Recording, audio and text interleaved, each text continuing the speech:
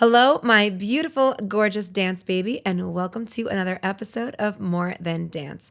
Today, we are discussing the imposter syndrome, something that I feel like you've heard about or you experience and don't know what to call it.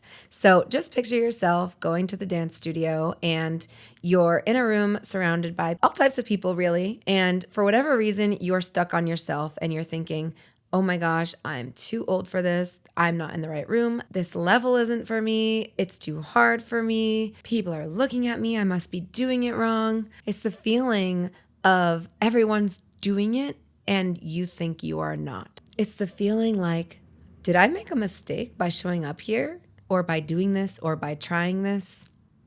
Have you ever felt that feeling? I know that a lot of people feel that when they're coming to dance for the first time, because they haven't adapted to the idea that everyone is the same, which is the podcast episode right before this, if you want to go give it a listen. And I think that it's important to understand this, to know exactly how to get yourself out of the burden of imposter syndrome. Because when it comes on hard. Let's first define what imposter syndrome is, since it sounds like it's just a made-up thing, but in fact, it's actually a real psychological phenomenon. So in their book, The Imposter Phenomenon in High Achieving Women, Pauline Clance and Suzanne Imes both describe the imposter syndrome as an internal phoniness. I'm just going to read this for you. Imposter syndrome, also known as imposter phenomenon, is a psychological pattern where individuals experience internal doubt about their competence and achievements despite external evidence of success. It's also characterized by a deep-seated fear of being exposed as a fraud or an imposter despite actual achievements. So I want to just talk about this definition for a second. You're in a dance studio, you're learning how to dance, and you feel like a fraud. You're doing the movements and maybe you have some question marks, but you're still doing the movements. Now, how does it go from having a little bit of a struggle to feeling like a complete fraud? It's usually because the magic word, the word that we all know and love and despise, perfection. People who experience perfectionism tend to have a lot more of experiences with imposter syndrome. And it's because you usually feel like an imposter when you're not 100% getting it. So therefore, if you're not 100% perfect, you're a fraud. Now, logically, listening to that right now, it sounds ridiculous, does it? It does to me, because there's so many things that we competently do throughout the day that I know are not perfect. I just made pasta sauce and pasta. And I know for a fact if I was an actual chef or I was trained in the idea of cooking, then I probably would have made it differently or done something differently. Because I'm not, or because I haven't learned it yet, I am a fraud? I'm an imposter? No. The pasta still got made. We still ate it. It was still good.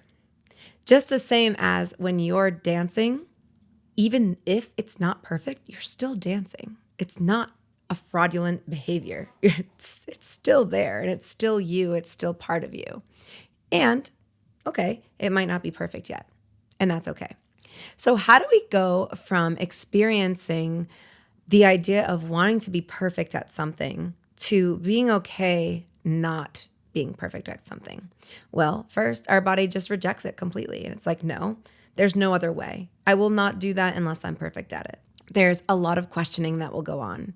So the idea of, this isn't for me. I'm not at the right level. I'm too old for this. I must be doing it wrong. These are actual signs of your body shrinking itself, making yourself smaller. You might experience that you're making yourself actually physically smaller so you don't do your moves as full out. You might experience yourself rushing through choreography, not taking the time that it takes to fully be present with the choreo. Or this one, which is definitely relevant to the students that go to my studio because we film a showcase, the idea that I cannot possibly watch myself back. I don't want to see my video. I can't watch myself. See, imposter syndrome is deeply related to the way that you taught yourself to compare, the way that you made your achievements based off of things that were actual outcomes versus the effort that you put in. So only congratulating yourself when there was actual outcome versus all the effort that you put into it. Just also dance in general is the culture of perfectionism. I mean, there's a lot that's like deeply rooted in there. We talk about this all the time. Like there are exact things in dance. So to like hit it or to get it means it has to be perfect. And that's why there is so much rebellion against, ballet with modern, because there are other ways of moving. There are things that aren't exact, and those things are beautiful. Were you praised as a kid on doing things greatly? That could still exist within you. If you feel like you're not doing something greatly, how will the praise happen? I can tell you a moment about how I felt like an imposter. And it was when I first started DJing. I hadn't DJed before, and I was booked for gigs.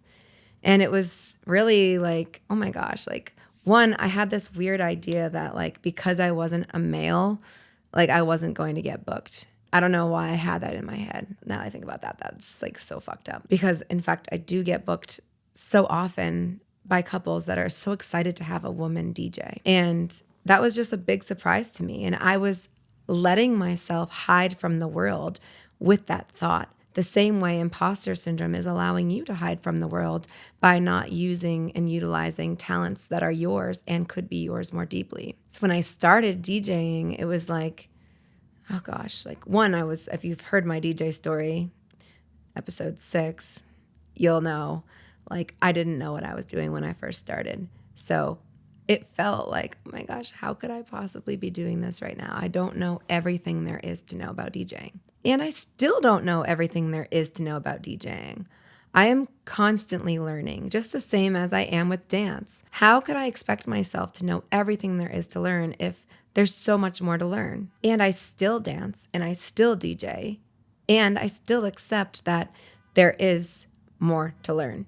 It would be the same as you showing up for yourself at the dance studio and dancing, knowing that you're doing it and you're also about to learn some new things. Isn't that the beauty of going to a class, is to take what you already know and learn some more, or layer on new information that can help you understand something more deeply? That's what I love about learning. And also this whole idea of faking it till you make it. I have my thoughts on this, and like I go back and forth. Sometimes I think it's a great line and sometimes I don't really like it, because it's not really faking it when you're actually doing it. You're still doing it. But I could have a whole like Socratic seminar on this topic with myself, and probably you if you want to join in. We can just open it up and just have a whole conversation on faking it till you make it and the pros and cons of using that line. So the idea of I'm faking it, it's not really true. You're just new at it. You're just starting. Or you're doing it and you don't believe that you truly are because there are mistakes, but you really are, and you are just becoming. You're learning. So therefore, how can something be perfect if you're learning it? I want to go back to talking about perfectionism and how it relates to the imposter syndrome, because it's nice to know and be aware of these things. Remember, we always talk about awareness. And when you're more aware, you can kind of have more control over those things. So how to be more in control of your imposter syndrome would be to also understand that you are being a perfectionist, and when to kind of let it just ride out, because learning is a process. I would never expect anyone learning something to be perfect at it. And I would hope that they wouldn't expect that of themselves either, though we all know that's not the case. We all know that, and you're nodding right now knowing that, oh, yep, I've done that before, where you've expected to be so great at something that you've never learned how to do just on the sheer fact that you're good at something else. Like if you're good at soccer, somehow, because you know you have athleticism in your bones, you'll be good at dance. Like, no, like that's not it. That's not how it works.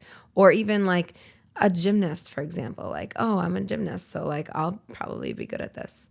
Like, no, dance is so different than gymnastics, than soccer. Just like me, I'm not going to step into another sport or another skill and just think that I can teach it just because I'm a dance teacher. It's just not how it works.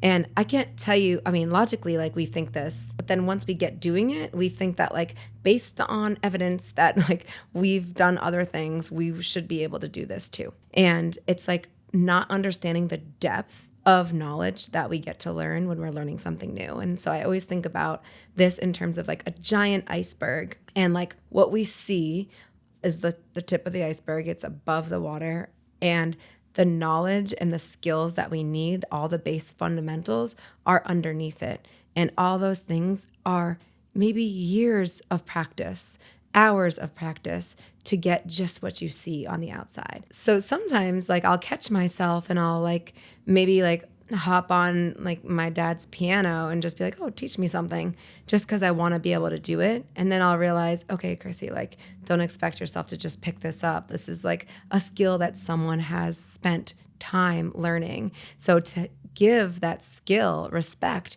you would have to give it the time that it deserves as well. To expect that someone could just hop into a brand new talent is really not realistic. And it also doesn't deliver the kind of honor that it could to someone who's studied that maybe their whole entire life. Like, how would that honor the art form of dance if someone could just come in and just learn it? That would mean and negate all the hours spent towards that craft. So while we think about perfection and we think like, okay, well, I'm not perfect at this, so therefore, what am I doing? I have no business doing this. That's the imposter syndrome. Just like procrastination. We're going to talk about the 4 P's of imposter syndrome: perfectionism, procrastination, paralysis, and people pleasing. Perfection is the pressure to be flawless. With perfectionism, you're not posting a video until it's perfect. You're not sharing your dance experience with people because it's not perfect. You equate being good with being mistake-free. The truth is, though, that dance is all about correction. It's about repetition. It's about adaptation. We performed our performance piece not too long ago, and the hours that we put in, the things that we went over. Granted, some of us on the team might be perfectionists, and we might have qualities of imposter syndrome at certain times. However, we have the strategies to get out of it, because we know that with practice and with repetition and with correction, we can help ourselves along and we can improve our dance. Another really fun way and kind of like scientific way to look at it is mistakes are data. So when we're looking at the mistakes, and let's say that's the same mistake over and over again, we can understand like, wow, I really got to work on that. And this is why it's so important to look at your videos and your class footage, because then you get to see like what's actually happening. So if you're scared of looking at your footage, this is your sign right now to go take a look, because if you want to be better, you want to be better. And that means confronting yourself with reality, and also understanding that mistakes are great because they're going to help you. I know some of you don't look at it because you're like, oh my gosh, I'm going to be overwhelmed with mistakes. Well, that could be true. And pick one to work on, and know the time allotment for those skills to improve. For example, memory, there's no set timeline for memory to improve. It could improve over the course of 3 years, 10 years, if you're practicing it with intention. Something to think about is the dancers that grow the most, they're not the cleanest dancers. They're not the most polished dancers. They are, though, the dancers who are the most willing to see themselves in the light that isn't perfect. And affirmation for those of you who are struggling with perfection is, I'm not here to be perfect.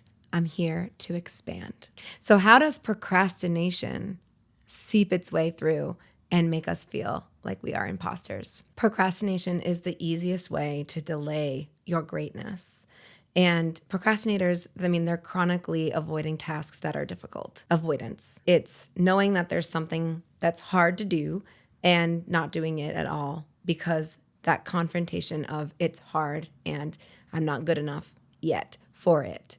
And the unfortunate part of this is that they believe it. And so therefore, this links to imposter syndrome, because if you never do it, you've never failed. If you never try it, then you've never struggled. You never feel ready, and therefore you never do it. And the biggest lie of them all is, I'll be ready when I'm perfect. And we know that perfectionism does not exist. So then we can just keep on procrastinating and we never get there. An affirmation that could be really helpful for someone who's a procrastinator would be, I move even when I'm scared, and I grow when I show up. And this gives yourself the permission to show up despite the struggle, to show up despite the fear, and to know that growth happens only in small intentional changes over time. Our next P is paralysis. So the person who is feeling imposter syndrome from paralysis is in freeze mode. How it might show up is maybe blanking out during choreography, and maybe actually calling this your memory when really it's a whole other issue, which, how interesting, right? That paralysis can somehow wear the costume of memory. And then we think all we need to do is address memory, when really what we need to address is the act of freezing. So what this really is, though, is another nervous system response. Our nervous system is so smart in a weird way because it does things that we can't control sometimes. And what the nervous system does here is it sees a possible threat. So looking stupid, right? This fear, this is one of the biggest fears that people come into the studio with, of the fear of looking stupid. So I'm not going to look stupid if I'm not doing anything, right? If I just freeze, then that's it. You're not taking any risks that way. You're not being vulnerable that way. So it tries to prevent yourself from embarrassment. No one wants to feel embarrassed at the studio. No one wants to feel embarrassed learning something new. And it's kind of funny because being okay feeling embarrassed is actually what can bring you to the next level. So how do we overcome paralysis in terms of imposter syndrome? So remember, imposter syndrome is feeling like you're a fraud. It's feeling like you aren't good enough. So when we are paralyzed within movement, we are freezing because we are overwhelmed at the feeling that we don't belong there. So the lie that we're telling ourselves is everyone's watching me and I don't measure up. So a way to overcome this is to know that nothing bad happens when you mess up, and nothing bad happens when you're imperfect. And an affirmation for those of you who are struggling with paralysis is, my body knows what to do and I trust my presence. Our last P today that relates to imposter syndrome is people pleasing. People pleasing in dance is dancing for approval rather than self-expression. This can show up like you overperform for the teacher's approval rather than just dancing for yourself. You might hide your style because it doesn't match what the people around you are doing. You adjust your performance or your improv for applause rather than alignment or connection. Approval is not the same as connection. So how this relates to imposter syndrome, the lie that we're telling ourselves is, if I don't get their approval, I don't have value. Dance becomes divine when it's yours, not when it's approved. Get really clear on your why for dance and always center yourself back to that. And if there are any opinions, I know a lot of my dancers go through this, in terms of their family members, because we do have a little bit of a risky look to some of our outfits and wearing heels, and people question themselves, right? Sometimes they won't tell their family about what they're doing because their fear of the judgment. So something that someone can do that's a people pleaser is they can make those thoughts background noise. So a great affirmation for my people pleasers out there is, I'm here to express, not impress. So just to wrap up, we talked a lot about imposter syndrome today, and there's so much more that we could discuss. And today I really just wanted to give more of an overview so that you can understand when it creeps in and what to do about it. And if you've identified yourself with any of the 4 Ps, I want you to know that you're not alone, and it's possible that 2 of those identities could be yours. And that just means that you get to work on more of those affirmations. Because when you truly become yourself on the dance floor, that's when you truly start to have fun and embrace everything. Imposter syndrome grows in silence, isolation, and performance pressure. It shrinks when you speak your fear, move it away, and take up space. So I hope this helps you understand that yes, imposter syndrome can show itself, and hopefully now you have the tools to put it away, shift it aside, and know that you belong. Because imposter syndrome is always going to whisper, you don't belong. And what you can do is say, hey, if I show up, I'm enough. If you found this helpful, it would mean the world to me if you left a 5-star written review. Thank you so much, and I'll see you on the dance floor.